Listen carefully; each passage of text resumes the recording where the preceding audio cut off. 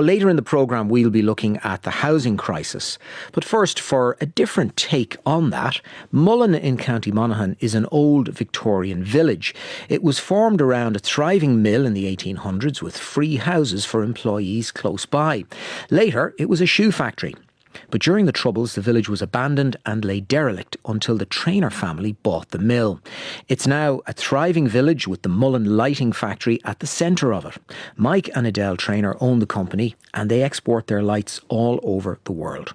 So, what's it like to build a business and rebuild a village at the same time? We caught up with Mike and Edel in Mullan. Hello, Richard. Hello, Edel. How are you? Nice to meet you. How are you? Mike, how are you? Hi, Richard. Good to meet you. Good to see you too. It's beautiful here. I was just arriving and I came through the village of Mullan, and it's such a beautifully preserved old village with all of those houses. I noticed one was called White Row, and that's all part of the village that was attached to this mill at one time, Edel, is it? Yes, so essentially it was a workers' village. The landlord that opened the factory, opened the flax mill many years ago, he built the cottages in order to house the workers that lived here and the families that came with it. I suppose after we took over the village for Mullan Lighting, it has kind of since returned to that, where a lot of the families are now that work here are actually back living in the village. Obviously there was many years in between where the village fell into disrepair and it was abandoned, and slowly but surely over the years my father-in-law Michael Treanor has done the renovations on the houses to make them habitable again and bringing life back to the village. So Mike, when your dad bought this place, including the houses and everything, what did he have in mind for it? Originally, he was just buying the factory premises as additional storage for his electrical business. And with that come the dilapidated houses of the village. At that time, they were completely abandoned, apart from one, which was a guy that never left the village. He'd been here from the 20s and is still here today, thankfully. So Seamus Mulligan still lives there. So, in doing everything up the way you have, Edel, what were some of the biggest challenges you had to overcome?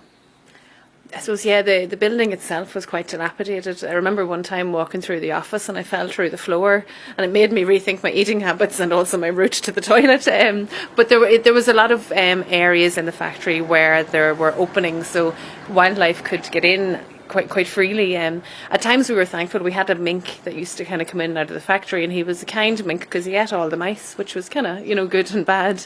But as we started to seal the factory up, we stopped seeing him so often, because you used to see him in the river, and we used to have, as I say, some mice, and the mink looked after them. But I'll never forget one day we were sitting in an interview, and there was a young lady in front of us giving a great interview, and we really wanted to hire her, but there was a mouse in the wall behind her, just about 6 inches behind her head. And at that stage, I didn't want to work here when I could see the mice, so I couldn't understand why she would want to accept a job if she had happened to turn around and see it. And we also have bees that come back every year, and we've actually put now I suppose devices in place to try and kind of capture the honey and stuff like that, but they come back every year into the same place in the factory, which is nice. So we're trying to embrace them as much as we can and keep others out as much as we can. We put up board boxes and owl boxes, and we look after the bees and keep them there, but we want to keep them outside the building. So yeah.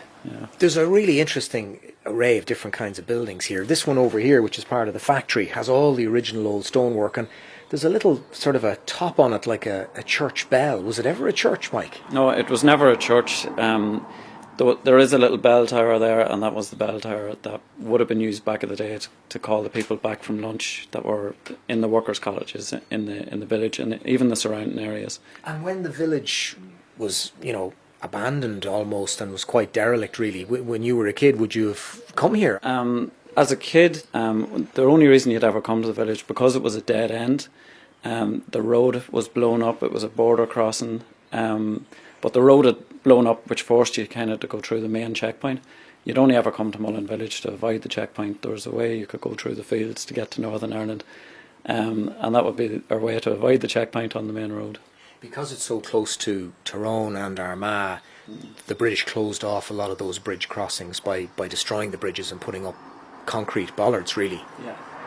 Yeah, that was really it. I know a group of farmers one time took into opening the road again, just to allow local access, And that happened a few times, but in one particular incident, the REC from the north, it came along in a helicopter and fired plastic bullets just down the road here, and someone was injured at the time.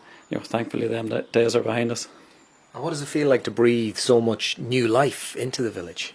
Yeah, it's fantastic. Look at when you look at the history of the place and what had happened here. It wasn't great, it wasn't fantastic, certainly at times, and it led to the demise of an entire village and an entire community. But to bring that back, there's over 100 people living in the village now. There's around 100 people working in the factory now. The roads is open, people pass freely north and south. That's fantastic. Well, can we go inside and have a look around? Absolutely, more than welcome. There's all kinds of birds around. Yeah. They used to have it to themselves when it was empty, and now they don't. That's exactly it. They have the run of the place, they can come and go as they please, and we're in their territory, they're not in ours. Well, we've just stepped from outside and kind of the old world of Mullan Village into, really ultra-modern here. There's all of these design screens. This is all part of, what is it, the graphic design space? Yeah, this is where we would do our design work, prototyping, and we're right next to the factory floor, so there's a lot of communication between the factory floor and this design office. So can we have a look around at where the lights are made? Absolutely.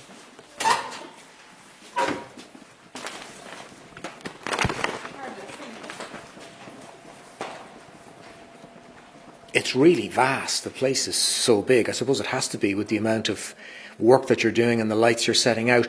But as a business, Edel, both of you really, but what's it like working with your other half, Edel?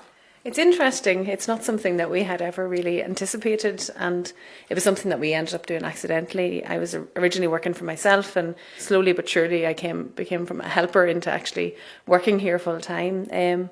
But it's nice, it's nice. We have a common goal together. We're very lucky that we get to work with the people that we love and get to kind of work with them every day, including our friends and family. It means we get to talk about work over dinner every evening, so that's probably nice. Mike, that brought a smile to your face. Interesting but not intended. Is that how you'd describe working with herself? Yeah, no, there was no grand plan to ever work together, but here we are. Look at it, it's fine. We get on with it. It's not all roses all the time, but you go through difficult spells here and there, but you get over that, you get on with it, and away we go. So you get those creative differences. Is that what it is? That's what we call them when we're talking on radio. Yeah. But I suppose we did strategically a number of years ago divide our responsibilities within the company. Mike looks after more the operations, design end of things, whereas I'm more responsible for sales, marketing, and the employee relations side, so that we're not having conflicts of interest in too many chefs in the kitchen. And you're both from Monaghan. Mike, you're from just a couple of miles out the road. Have you been together long? Where did you meet? We met in school, so we've been together 20 years, but friends before that. So it's been a long-term relationship. So I think my uncle had a couple of lines in a poem that kind of sums it up. Mike and Edel went to the Debs, and there got worse for wear. Each of them their partner did drop, and they come home a pair. And you still are since then. And what about career-wise, Mike? When you were growing up and after the Debs and everything, you'd met Edel, did you have any idea what you wanted to do? Your father had been in business. Well, growing up, yeah, he was obviously in business, and so I kind of grew up with that, and so starting my own business wasn't anything that I found overly daunting, and it's probably something I always wanted to do. I was always using my hands growing up and making things. When I was a teenager, I started to make board houses and little cribs around Christmas and things like that. And I took them then to markets and sold them. And that was it. It was just, it wasn't about really selling them. I just loved making them. And then I loved that people loved them. So I'd make more and I'd almost give them away. But I started out in architecture. After college, I studied architecture and worked in architecture for about 3 or 4 years. We went travelling then for about a year and then came back and started Mullan. What about you, Edel? Were you always interested in going into business? I was, I suppose I somewhat accidentally ended up working in the community sector just based on how my life progressed out of college. And I just knew all my life that, I wanted to kind of get out and work in the for-profit sector and to, I suppose, be master of my own future and career direction. I had, I suppose, as a child, done a little bit of an entrepreneurial stint selling. My dad used to work in a woodwork factory, and I used to go in the summers and cut up all his extra sticks that he took home for the house and go out around the roads selling them, and he would wonder where the hell it all gone to. So I always knew that I liked, I suppose, making money and having my own kind of career path. So definitely for sure I knew down the line I was going to end up working for myself. You had travelled, you'd gone to Australia, was it? And a lot of people go to Australia, absolutely love it, and don't want to come back. We were a little bit alternative, and Mike, I had always had a dream of going to Australia, and Mike agreed that we should go, but he said under no circumstances am I going there by air. I did some research and I found a way of going by bus. So we joined 20 other lunatics and headed off on a 6-month adventure that took us from London to Singapore by bus overland, stopping off obviously in many different places along the way. We took in 26 countries and had the time of our lives until we got to Australia, and Mike realised that we had to fly home, at which point he was not so happy with me. I'm sure he knew along the way that it was coming, but it was 6 months down the road, so he didn't have to think about it. But then when the inevitable happened, it was not a very happy journey, I can say. You got the tranquilizer gun out, did you? I bought a Jameson and a tranquilizer gun and that numbed the journey a little bit, all right. Yeah, there was lots of interesting experiences along the way. I remember in Vietnam ordering a chicken curry, and I knew it wasn't chicken that I was eating, but I ate away, it was okay. And then near the end I found a piece of the meat had the skin still on it with fur on it. And we stepped outside the restaurant and they were cooking rats on a grill. So I'll never forget the journey. We were leaving Azerbaijan, crossing the Caspian Sea to get into Turkmenistan, and there was no official ferry route, so we had to barter our way onto a Russian sea ferry. As we arrive at the ferry, there's 14 seamen beating the crap out of each other, and they were going to be the ones taking us across the Caspian Sea for what was meant to be a 24-hour journey that turned into a 4-day event. We were sitting basically on a holding area just at the Turkmenistani border because they just decided they didn't want to process passports. Needless to say, we were stowaways, so we weren't actually meant to be on the ferry at all. Thankfully we didn't run out of water, but it was getting close. It was all very different to taking a Qantas flight to Sydney, wasn't it? Yeah. And when you came back, Edel, you lived in Dublin, and Mike, you had the idea of A, a lighting company, and B, in Mullan. When was that light bulb moment? So there was a company called Carna Lighting based in Galway that existed, and the guy that owned that company, he was retiring. Between myself and my dad, we decided that we would buy the equipment. I was in the architecture game. Architecture was non-existent at the time, 2009. I was eager to just give it a go. There was nothing else to do, so go for it and see how it works out. So do you remember, Edel, your first client or your first sale, or what was that like when you were starting off? I suppose we had inherited a number of small clients within Ireland.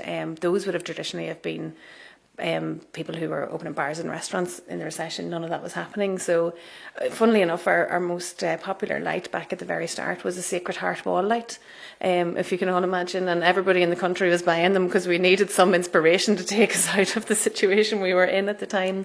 But I suppose the most memorable first client that we had was after our first trade show over in the UK, and it was Jamie Oliver's Restaurants, which obviously we all know Jamie Oliver, and for him to be using our lighting in one of his flagship restaurants was amazing. Was that a difficult sale to get? How did you land it? To be perfectly honest, quite easily.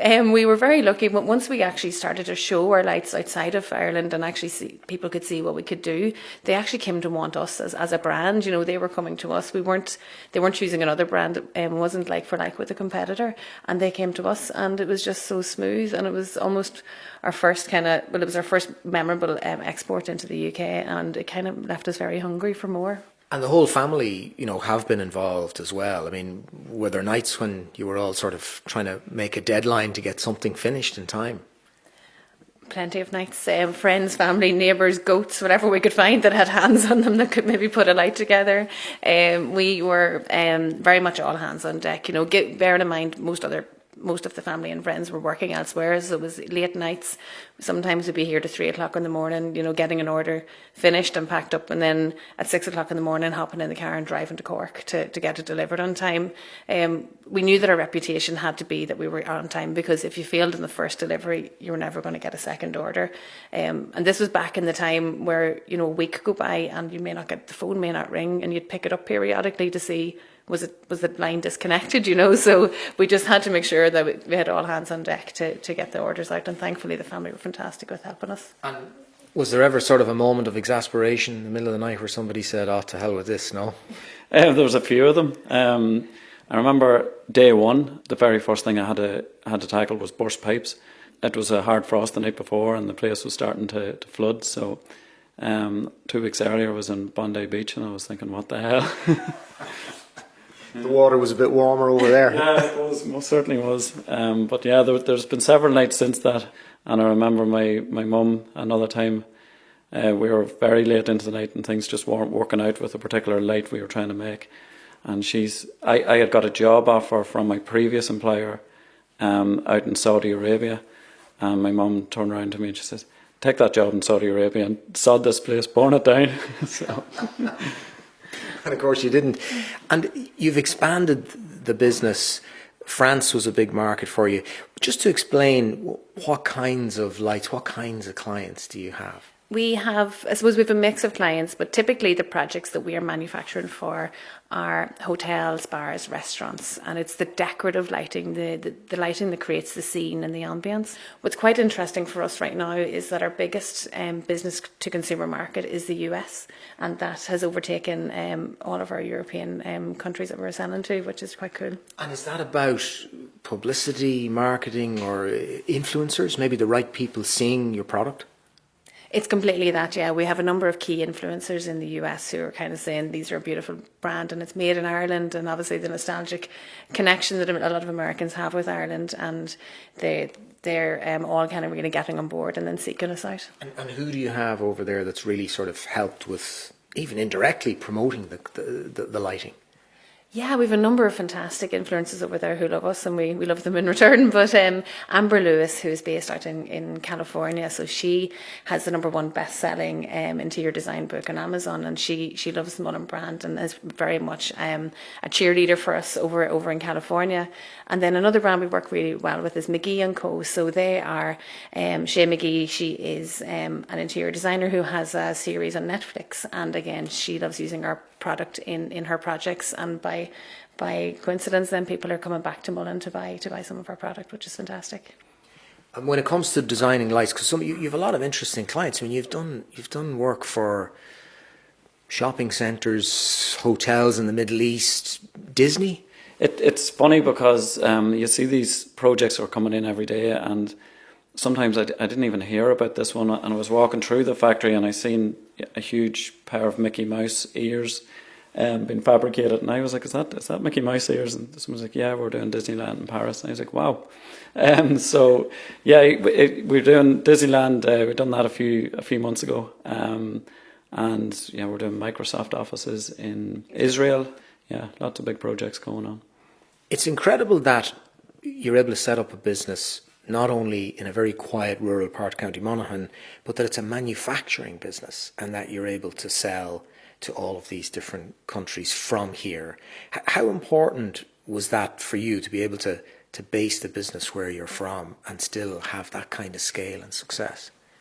It's incredibly important, and it's something that, when you're looking at it, traditionally this type of product is manufactured in the Far East and imported in cheap and then spread around Europe after that. And you can always turn to that, you can outsource your manufacturing, but we've always found it really, really important to keep the manufacturing here, to keep the employment here, but it's an advantage to us. We've better customer service, we're in control of the quality of the product, we can have an incredibly fast turnaround time, we can tweak the product, customise it, do all of that in a very, very short space of time. Are you going to keep going with the growth? Do you think there's a lot more potential? Because it sounds like you're doing very well in the US, and that could be potentially a huge market. It could indeed, yeah. The US has actually taken over as our largest export market in this year. But all our other export markets are growing as well, which is quite positive. But yeah, we are seeing continued growth and continued success in the lighting business. But on the side of that, we are looking at venturing out of non-competing kind of complementary product lines from Mullan as well. So we 2 years ago we launched a ceramics end, which our team are creating ceramics for the lighting, but we're hoping to introduce tableware and some other kind of products that designers are sourcing anyway, so they may as well source from us, and the colours will kind of suit with their lighting. We're in the middle of preparing to launch a jewellery brand as well, which we hope to set up in the village. But hand in hand of that, we're hoping to help develop the community to make sure that we're making Mullan a nicer place to be and work. So we're in the process of building a children's play park. We're opening a restaurant, which will double up as a canteen for our team, but it'll be a restaurant, so we'll be able to host our clients and events here. And then we're hoping to do some community walkways so that at lunchtime our staff can go out and have a nice walk around, but also in the evening those living here can enjoy as well. And when you first started, you guys moved into one of the houses yourselves initially. What was that like? Yeah, well, we're still there. So that's about 10 years that we've been living in the village, and it's fantastic. We're still late for work. Still late for work, but yeah, when we first moved in, the houses were still a lot of work to do on the outside of them. They look from the outside, they still look somewhat dilapidated. And so people used to come up and just look in the window while you're eating your dinner, thinking that they're looking into a derelict house, but they were very much lived in at the time. And you've had people show up sort of with cameras and look for a bit of a tour and that kind of thing. Yeah, Mullan has a very rich past of people, who used to live here, and they have very, very fond memories of it, between coming to dances here. Apparently Val Doolingan was very famous in the time, and he used to play in the local community centre. People who used to live here and their families come back, when they want to see where they maybe lived or worked. And so just randomly people will come and they want a tour, either of the village houses or in through the factory.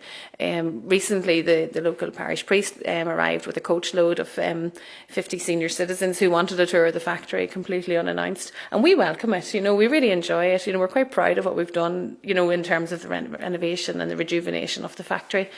Well, Mike and Edel Treanor, you've done so much here, and it's been a fantastic success. Congratulations on that, and thanks for joining us on the programme. Thank you. Thank you very much, Rich.